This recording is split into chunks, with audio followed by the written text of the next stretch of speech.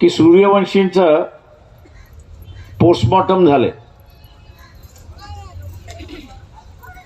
आतापर्यंत पोलीस असं सांगत होते की त्याला हार्ट अटॅक आला, पण त्याला हार्ट अटॅक आलेला नाही. डॉक्टरांनी त्याची सगळी बॉडी असताना तपासली आणि पोलिसांच्या म्हणजे त्याला जी काही मारहाण झाली त्या मारहाणीतून शॉक झाला आणि त्या शॉकमध्ये वारले अशी असणारी परिस्थिती आहे.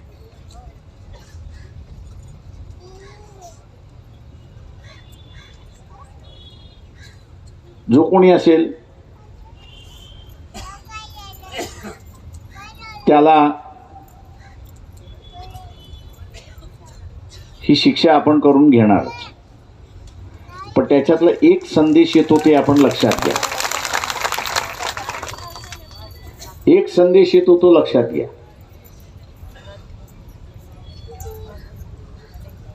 जे काही पेरल्या गेलंय ते आता उगवायला लागले हे आपण लक्षात घ्या. जे पेरलंय ते आता उगवायला लागले. इथं पेरल्या काय गेलं?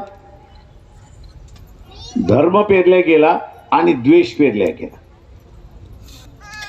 मी अजून भेटलो नाही, पण ज्या कुठल्या पीडिताला भेटलो त्याला एकच विचारलं, तू पोलीस स्टेशनमध्ये कंप्लेंट करायला तयार आहे का?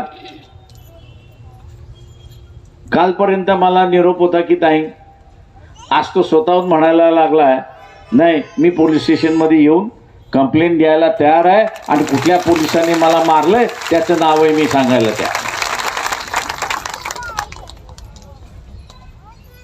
आज त्याच्यात हिंमत आहे. त्याच्या हिमतीची मी अशाला दाद देतो. मी इथल्या बारच्या वकिलांशी बसलो. त्या वकिलांनी सांगितलं की आम्ही असणारा यांनी जर कंप्लेंट केली तर आम्ही त्याची कंप्लेंट कोर्टासमोर मांडल्याशिवाय आम्ही राहणार नाही. हाही तिथला असणारा एक विश्वास आहे असं त्या ठिकाणी मानतो. माझं आव्हान आहे आपल्या सगळ्यांना या ठिकाणी की सूर्यवंशीची असणारी बॉडी जी आहे ती तासात दीड तासात या ठिकाणी येईल.